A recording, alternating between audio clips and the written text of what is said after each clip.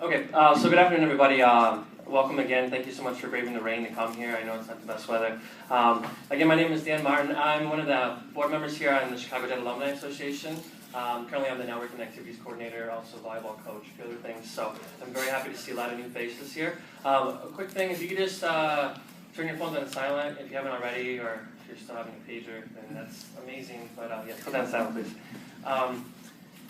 We're very happy today because last year we did it's an annual thing to have this job fair, and we changed it up this year, and we're trying to have a more tangible workshop for people that attend.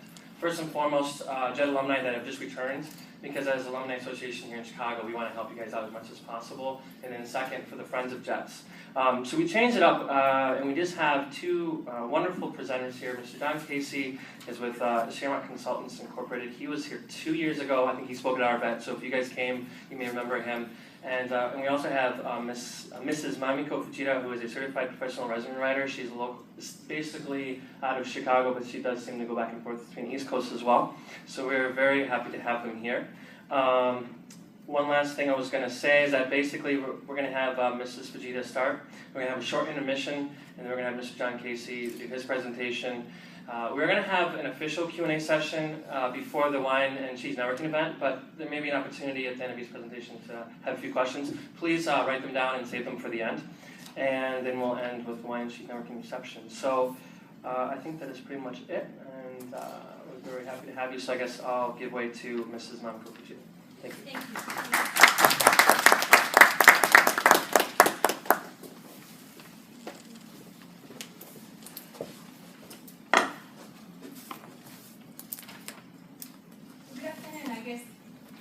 Maybe I don't need microphone.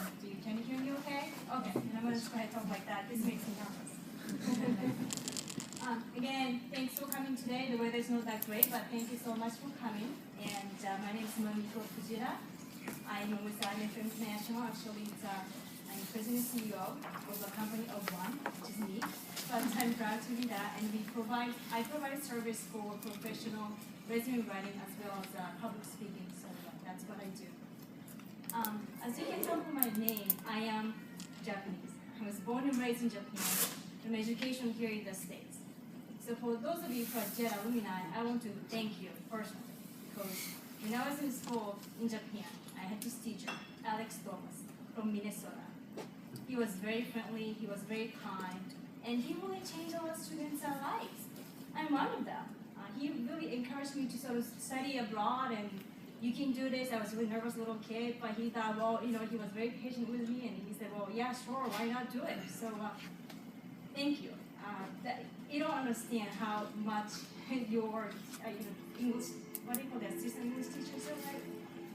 The presence of it in a school like that, and I was in a remote area school, and wow, Alex Thomas. Everybody said, hi, Alex Thomas, and I didn't know his name. So thank you for changing so many people's life here. So thank you. I'm so honored to be here today and talk about resume writing. Okay, so here's the agenda today. I will focus most of my time on resume writing. I think that's what you're here for today. What to include in format and types of resume and tips in writing resume, which I think I hope you can enjoy. A little bit touch on interview, job interview, and also information interview as well. And last one is just really more of a segue for John later, but I talk about today's job search. So before I begin on resume writing, I want to show you this slide. I think this really captures what it takes to find a job. It is a process. And look at it. It starts at, it has 5 steps or 6 steps, I can't count, but 6 steps. Starting as self-assessment, know who you are and know what you want. Then go to research to see what's out there, what you can do using what you want, what you like. Then comes resumes and cover letters. That's what I'm going to focus on today. And networking, which John's going to talk about, and interviews. And then finally you get the job, you negotiate a salary, and you accept the job. So it is a job, it's a process, not a one little thing. So it takes time. And it's a full-time job trying to find a job while you're employed. So, today I just want to focus on resume writing. All right. So resume, you've seen this before. It's a sample. You can see I don't mean to insult anybody's resume writing intellect, but some people may, I don't know, maybe you've never done this before. So first, maybe have who you are, contact information. You have to have that, right? And the must is, of course, your cell phone number and email address, and objective statement. One thing about contact information, which is not really traditional way, but I don't mind when people omit your address, your resident address, especially when you're looking for a job. Maybe if you are, say, in Ohio, looking for a job in San Francisco, let's admit, you're a little bit of disadvantage because you are in Ohio, not in San Francisco. If that's the case, you don't have to put where you live right now. Just put your email and phone number. Because nowadays, no one's going to mail you back anything saying, well, yes, I accept your resume. It's all your email and cell phone number, right? So, again, some people may disagree, but I'm really okay with someone who's looking for a job outside of where you live right now. You don't have to put that in. It's the first thing on the resume. Oh, you're in Ohio. No, thank you. Why do that, right? So I'm more on the school of don't. If you don't want to, then don't worry about it. Just don't do that. Just put your email and cell phone number. Second thing is objective statement. Again, some people say you don't need to have it. I highly recommend you have that in it because think about it. That's first two things in a resume. And recruiters out there, they're so busy. They spend maybe 20 seconds if you're lucky on your resume. You're looking at maybe first 1/3 or 1/4 of resume on the top. If you waste your great real estate on that page right there, you don't tell you who you are and what you can do for the company, then that's such a waste. So I really encourage people to have objective statement, telling the audience, telling the future employer what you can do for them. That's really important. So I highly recommend you come up something, 1 line or 2 lines, something to capture the future employer's attention. So that's that. And of course, you have to talk about what you've done, your employment history, educational background, also volunteer work. Volunteer work may be really useful, especially if you don't have that much work experience or you're trying to change career and you don't really have actual work experience in that industry or that field. So don't shy away from putting a volunteer work there. And of course, what your skills and your expertise and some asset you have, your language skill, computer skills, or anything that's relevant there. So that's what to include. But what's the sample there? But you can see it's just a very simple thing, just in case you never submitted, but I'm sure you know what it's like. This is more important resume, what to exclude, right? Too much personal information, please. You don't have to put that much information about you, about your personal stuff. This is not Japan anymore. You don't have to write about your age or gender and such, and no picture either. I know that if you know Japanese resume style, they put picture first. Your birth date, it's important. Maybe your father's name or something like that. That seems ridiculous here, but that's really accepted, and that's the business culture there. So that you don't have to put in here, obviously. Political affiliation, you don't have to put in your Democrat or Republican or whatever. It doesn't matter. You don't need to put that in. Except, however, it depends though. Sometimes if you're applying for Obama campaign, well, no more campaign, I guess. That's the last campaign ever. So I guess, whatever campaign, next, election or whatever, then maybe you want to put your political affiliation. If you are actually doing the Democrat, you're doing Democrat, that's what you're a Tea Party person, you want a Tea Party, whatever. So if it's relevant, sure, by all means, but if not, don't do that. And also other things is that there's some organization you are belonging to that's highly political in nature, and you can by naming the organization, people can tell, oh, you are X, Y, and Z. That too, I would be really careful on that one because it depends on the audience, but sometimes it backfire. I have one example for you. There's one resume that this person has great credential, but she did put in that she was the organizer for Greenpeace when she was in college. Well, that's fantastic. She was passionate about something like that. That's great, but the position she was applying for was a commercial real estate company that did a lot of development. Now, when the manager saw her resume, because she had credentials, but he was like, it's great, but she was in Greenpeace. I don't want anybody who's in the tree hugger for development. I don't want to see her. I don't want her to preaching us that don't build. So again, nothing against that organization, but think about the audience, and you can be proud of what you do, but it's not professional, then stay away. Okay. And fourth point is work status. If you're not working right now, you don't have to put you're unemployed. That's not necessary, so you can omit that piece. Okay. Again, same thing. Everything you've done, be relevant. If you're a cheerleader in high school, wonderful, thank you. But you don't have to write that in the resume. Let's just save that for some other time. What you don't know, don't lie on the resume. And people tend to do that. It's a fine line between spin whatever you did to something positive, something a little bit better. But if you start lying on something, you will get caught. And when you start lying on one thing, you have to keep lying on the other things as well. And in this age, you can go online, you can Google, you can find out about you really quickly. So don't lie, don't over-exaggerate. If you do not manage people, don't say manage people. That's simple. Okay, now, resume format. One page or two. It's always debate about it has to be one, it has to be two. It depends. I'm sorry, there's a lot of resume writers about many things is about arts more than science, but it really depends on the audience, right? And also your background. Some people are very strict about it have to be one-page resume. However, if you've done so many work, say if your career has been progressing over 10 years, 10 to 15 years, 20 years, then why not make it two? So it doesn't have to run. But the worst thing is have 1.5-page resume.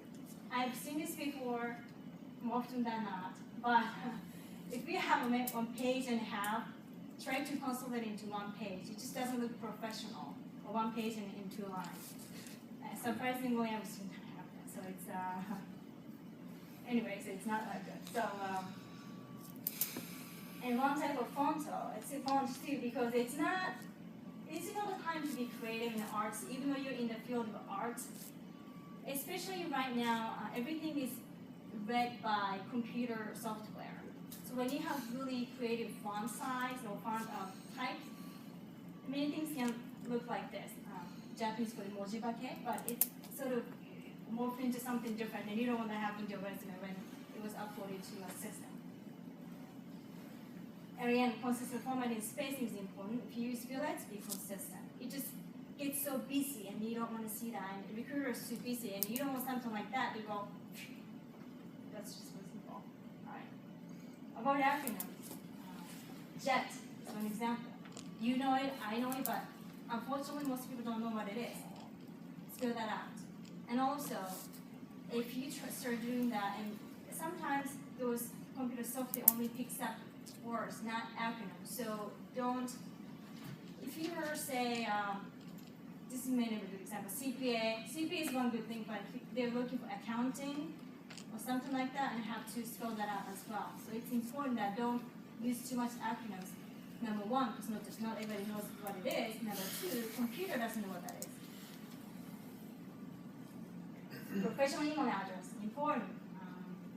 You think that doesn't happen, but so many people still have kids, hot chocolate 92 or something sexy kid, whatever, something like that. It happens.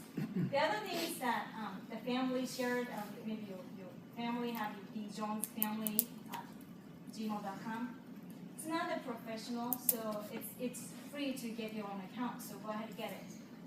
There's another thing that's interesting article about, I read it from this industry magazine, which is Resume Industry Magazine, is that when you have AOL.com email address, that seems to be sort of old-fashioned, and nobody uses AOL anymore, nothing against them, but so maybe it's time to change to maybe Gmail or something like that, Hotmail, Yahoo, whatever. So that was a little thing that was interesting. So a little thing like that. Okay. And proofread and spell check. I mean, I don't have to say anymore, but it's important. If you have a friend or your anyone who's willing to read your resume, doesn't have to be professional resume writer or anything like that. Just have a new set of eyes going through the resume. One example I saw, this person wants to write asset, has ass on it. I'm sorry, but it's in the spell check, it didn't, it's ass is, excuse me, but it's just like, it's an example. I didn't, I forgot I was being taped, I'm sorry. We'll add it, it's okay. Okay, Yeah. but anyways, yeah, censor. But, good example, I mean, spell checker is fantastic, but it automatically corrects your spelling. And maybe not the one you like it. So make sure human eyes look at it, that's important. Okay. So types of resume, what does that mean? Chronological, I'm going to show you an example a little bit later, but this is the most, I guess, traditional way of typing resume. Reverse order from most recent, and go through your experience, education and skill sets, really popular and most commonly used. But it's good because it highlights your progression. If you started as a accounting assistant, you became an accounting supervisor, then you become an account manager and VP, so it shows your progression. So that's really great. And also if you like to do the traditional side, as who you are, then that's really the way to go. Functional type. It is really focusing on skills and experience. So that's more like bullet points, has your skills and experience first, and then your professional history or background next. But it doesn't go into each, this is what that I was responsible for each work. This is great when you are looking for to change your career, or there's a gap in your employment. That does not mean you don't talk about it, and you still need to write down your employment history, just more like bullet points, and don't go into each employment and what you did at each position. But this really highlights what you can do. I mean, your transferable skills. If you're looking to change from career from HR to corporate sales, and that's a great way to do this, because then you can show the potential employer that this is what I can do, regardless of maybe you don't have the right position before, but that's your skill set. Okay. Keywords. This is really just sort of a subtype of a resume type. But what it does is that it lists those key hot words in the industry right now. So it doesn't look too pretty, but it works, especially when large companies using applicant tracking system. That's computer system that tracks all the resume that comes in. Because they are looking for keywords, or even actually LinkedIn profile too. Some recruiters using LinkedIn, they look for those, they search for the words keywords. So you have to basically type in, you have to throw in and throw out as many keywords as possible that you can think of that talk about you, and that's relevant.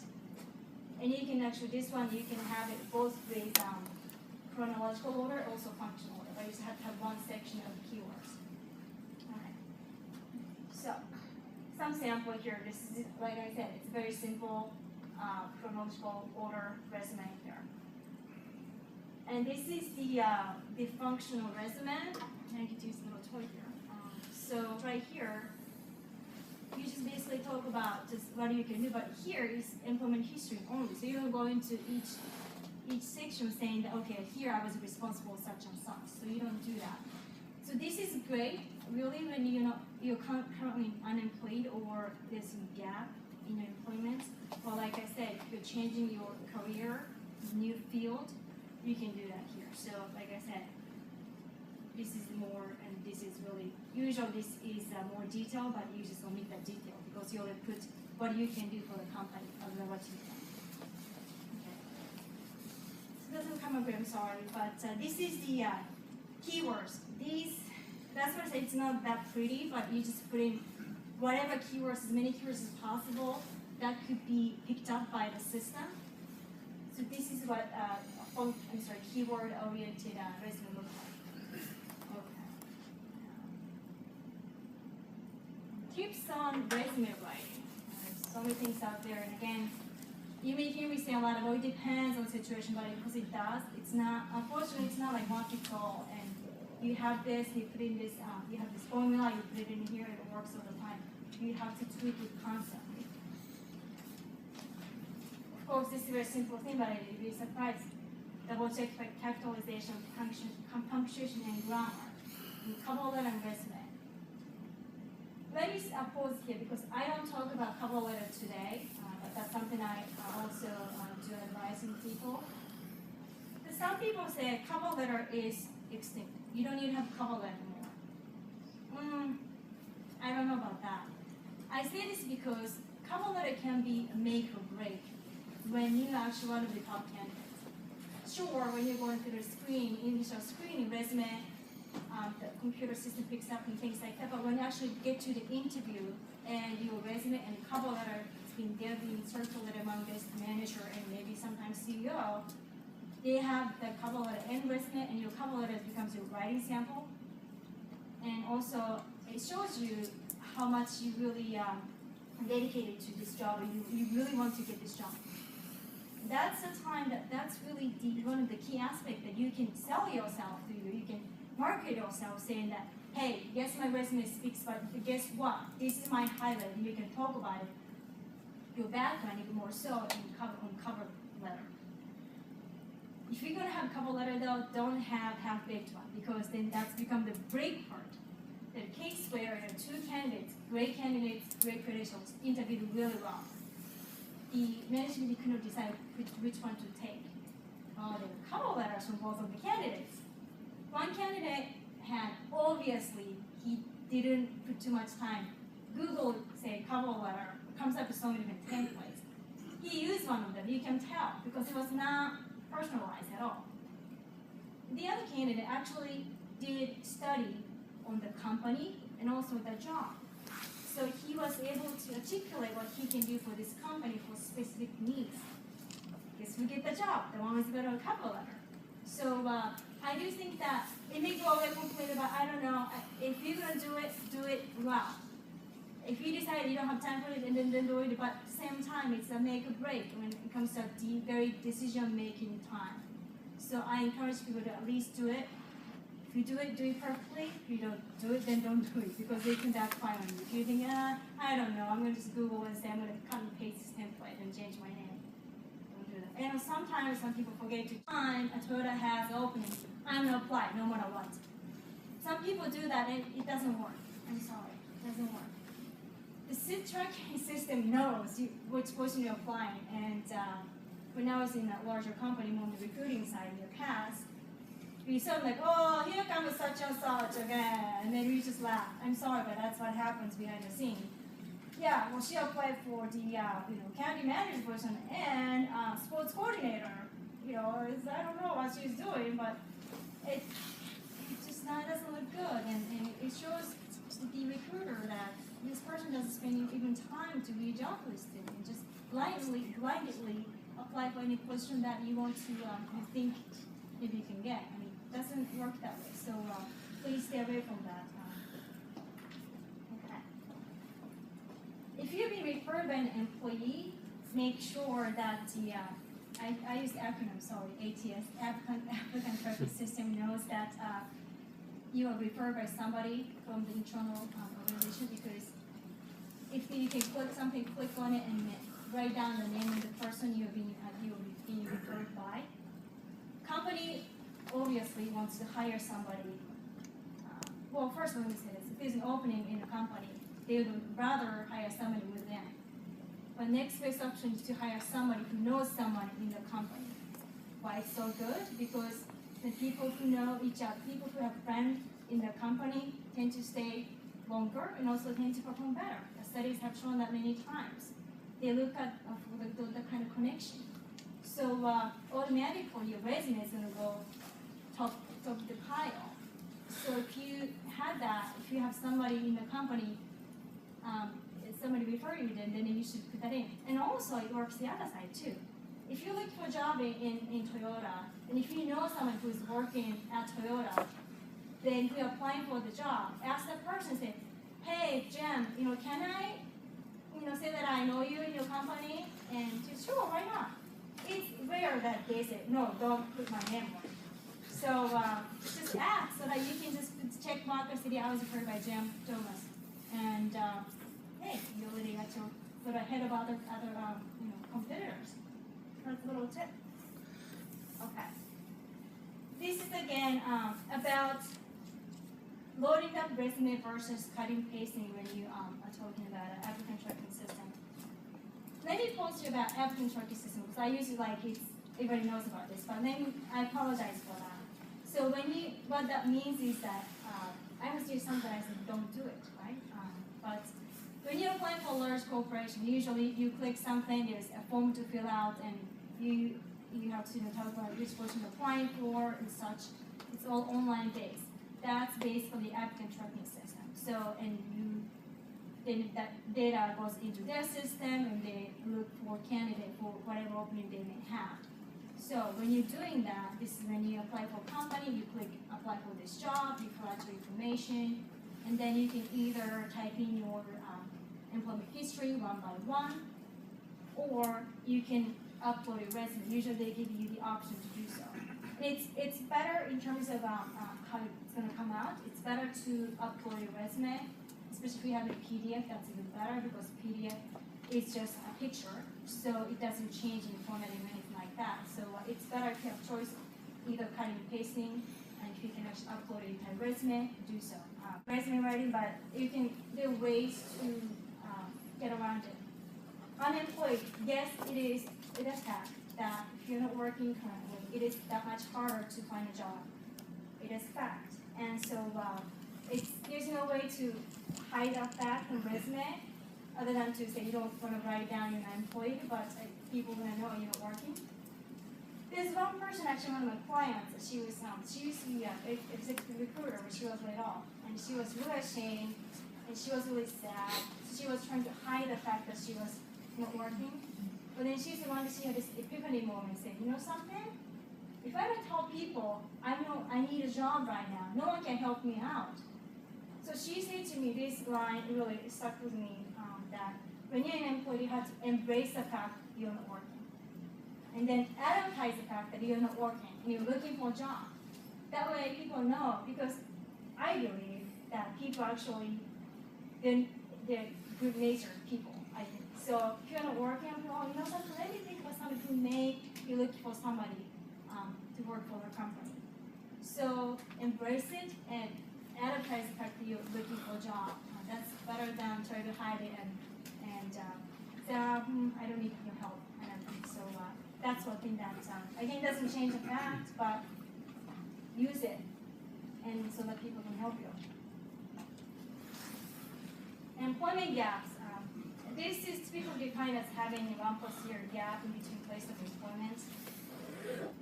If there's any legitimate reason for the gap, say due to be off and travel around the world, that's actually a great thing. So make sure you highlight that, you get actually mention that on your LinkedIn profile and also your resume. And focus goals on more recent experience and stress achievement during that time. So this may be, like I said before, the functional resume may be more relevant and more useful for you if that's the case. So that you don't really talk about the history of employment is not the focus of the resume, but rather what you can do in the future is more relevant and it's more highlighted. Job offer. Worked at a series of places for less than 2 years each. Again, there's no way to hide it, but there's a way to sort of skirt around the topic there. You know, some people like to put detailed dates for employment. You don't really have to do that, especially when you have this kind of issue. You work from March of 2011 through, say, that's a good example. Let's say you work from December of 2011 through May of 2012. You just can put 2011 to 2012. You don't need to get into details, but do not lie. Because it's so easy for an employer to check your background. It's really simple. And so don't lie, but if you can say it's a gray area, then you can meet certain details and you can do that. Okay. What makes a difference? Keywords. Use keywords, obviously, and also use action words. Action words such as something like achieve, manage, supervise, develop, that kind of thing. I get really nervous and sad when somebody put I'm responsible for such and such. Every single line starts with responsible for. It's wasting your real estate of this resume paper. And also, you've already put that to your responsibilities on top. Usually what people do is that responsibilities, that responsible for. Okay, it's redundant, so let's cut that out. And start with the action words. You perform, you manage, you develop, or you get the idea. Data. Companies looking for numbers. It's easy if you're in sales and you achieve the revenue of 10% increase or something like that. You add new person, and if your goal was to cut costs, you can always say contribute to 5% cost reduction in something. So throwing some numbers out there. If you taught classes before, then how many people? I led a class of 20 students twice a week for 2 years or something like that, so that it's easier for employer to know what you did. They want to look at the facts and objective numbers. Relevant skills and accomplishments, obviously, yes, you have to put that in. And I like to put accomplishments line in the resume so that it's not only what you are responsible for, you can also tell the world what you have accomplished. So that's a better way to capture your employment history, just than regurgitating what you've done before. Hey, this is my accomplishment. Look at me. So target to the job. Again, and this goes back to knowing the job you're applying for. You need to fill your resume for each job you're applying for. Yes, it's cumbersome, but remember the first slide. It's a job process. It's a job search process. It's not just one-time thing. You have to spend some time understanding the position, and then you have to spend some time redoing your resume.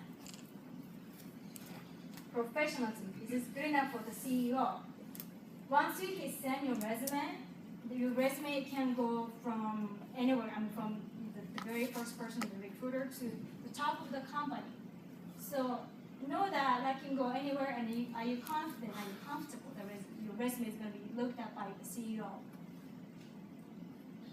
Personalization. Does it sound like you? This is sort of funny because for my business, for my job, I write resume for other people based on the person's skill set and background. I actually spend a lot of time trying to get to know my client so that I can really capture the person's strengths and experience into one or two page resume. But it has to be you. Your resume has to sound like you. If you don't feel comfortable what's on the resume, then don't use the resume. It doesn't matter those tips I'm talking about today, but at the end of the day, you have to own your resume.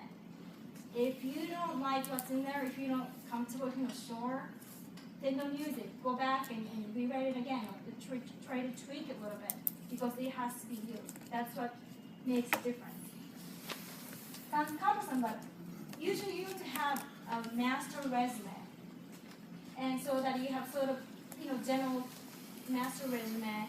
You have it there, you save it in your whatever, and then each job you apply for, you put resume for marketing assistant at Nissan. So you have that.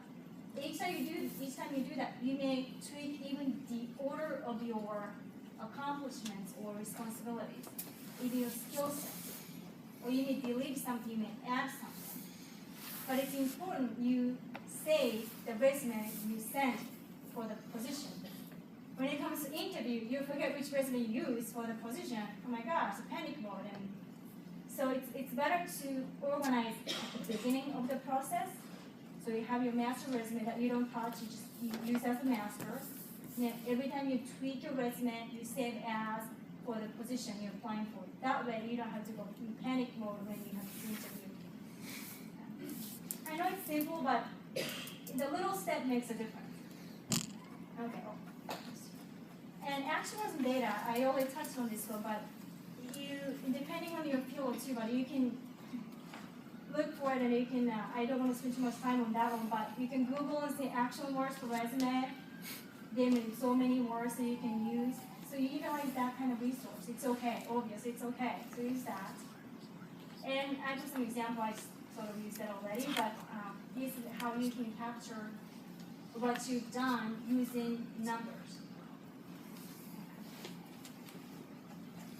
So, and this is, we love the highlight the word like oh, synonyms, great. Use those words that you never use in your life. It looks great, it looks kind of professional, I guess, but it's really for GRE and GMAT, that kind of testing. You don't know what it really is, I don't know how to say it, but I use that. Stay away from that. I know that's tempting, and tempting for me too sometimes, but it's not you, then don't use it. You don't use that word, then don't use it. This one, articulate your unique experience, and since this is for the JETAA alumni, I try to think about what, I know someone may not be an alumni of the JET program, but I just thought about what is that that's so unique about your experience that can really be a transferable skill to here in the States, in looking for maybe corporation or whatever you're trying to get at. And this is more like brainstorming phase for me. And so just brainstorm your experience when you were in Japan. Did you teach? Did you organize a club? Did you counsel students? Did you coach? Did you do any those things? So just think about what you really did, because when you I went to the website because yes, I said I was a product of JETAA teacher, but I went back to a website and there are a lot of different activities you guys engage in Japan, and that's a really precious experience, and that not everybody has. So brainstorm what you did. You teach, train. When you're teaching something, that always means you are good at public speaking. You teach. Some people think, oh, I didn't get that, but that's a great asset. Program development. Maybe you coordinate activities and you manage the project management. Companies always look for someone who can manage a project. Think about some activities and projects you did for school. Even something small before weekend trip, I don't know, but that can be great. You manage a project.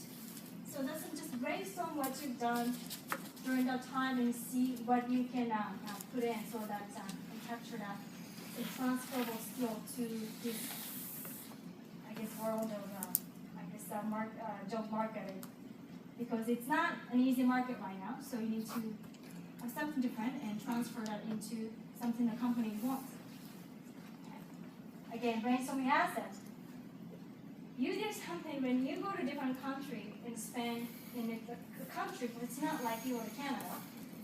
So it's Japan, it's different language, and every culture is different. Everything is so completely different. And maybe you're from a small town, and like Minnesota, like my teacher was. That's really something. And while you were your cohort, maybe college friend or something like that, they were just working for a corporation here, and you decide to leave everything here and sort of take a pause and go spend a few years, maybe 5 years. It was an argument, but closing statement. Well, that easy stuff. So you went through the question session, and it's the end of the interview, and it was great. Well, thank you. I guess that's it. And people started to leave. Then you stand up. So thank you very much for your time. It was great knowing that your company needs IT specialists who can fix that other problem. I've done it before, and I think I'd be great fit for your company. Look forward to hearing from you. Thank you very much. Closing statement. It's sort of what you have to think on your feet, because you want to incorporate what's discussed during the interview and tie that into your asset and show that you're going to be a great fit. But so it's not, in a way, it's going to prepare the statement, but you want to close that deal. So you want to have a place in closing statement, 30-second speech. And that leaves good impression on an interviewer. Because, oh, yeah, that was great. Instead of saying, oh, okay, oh, thank you, bye. You have that sort of closing statement, hey, I'm for you. I'm great for your company. You have to close the deal right there. So that's something, so you may want to think about that. Again, like I said, it's not a prepared statement, but you can practice too. but you have to be thinking about, okay, maybe I can tie that into a closing statement during the interview too. Not like the debates. Right, not like Not the debates, Yeah. that's not at all what Yeah, happened. no, that was all like no, You not don't like want to talk bad about the other guy. Right, exactly. The peace. So that, okay.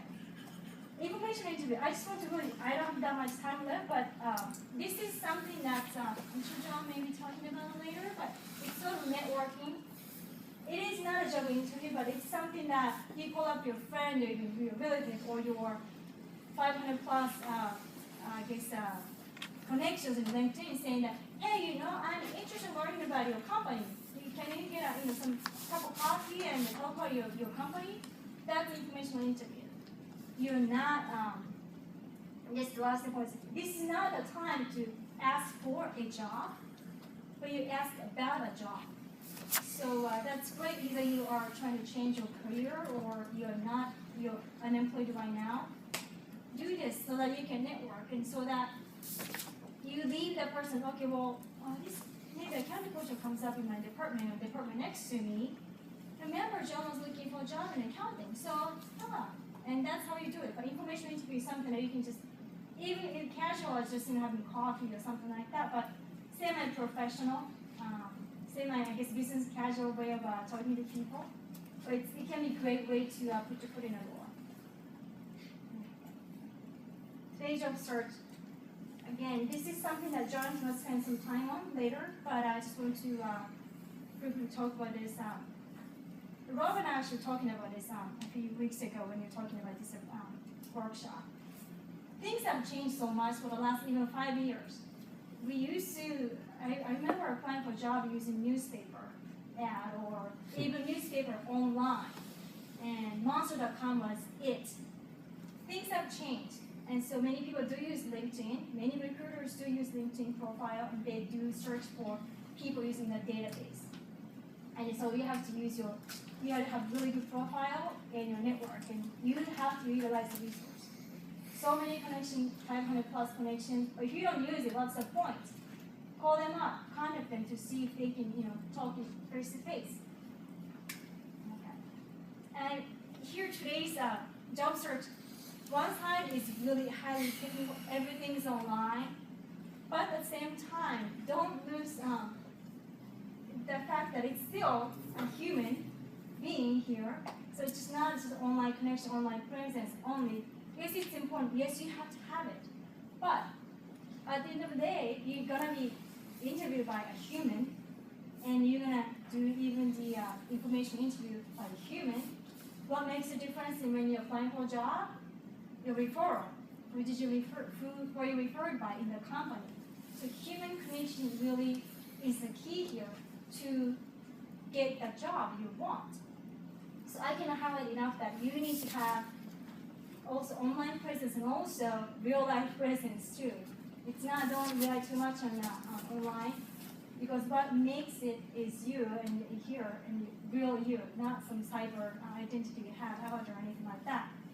So the elevator pitch is something that's useful. What it is that it's about 30-second speech you can have to even a stranger and talk about who you are and what you can do for the potential employer. Hi, my name is Mamiko. I'm a professional resume writer. I've written more than 100 resumes over the last year, and I'm looking for somebody who needs my service. Here's my business card. Oh, can I have a business card? Great, wonderful. I will email you later and look forward to talking with you further. Thank you. 30-second elevator pitch. You have to have something like that so that you never know who you encounter at Starbucks, you wait in line, or you exchange business cards or in elevator or anywhere. So you may want to have that in you.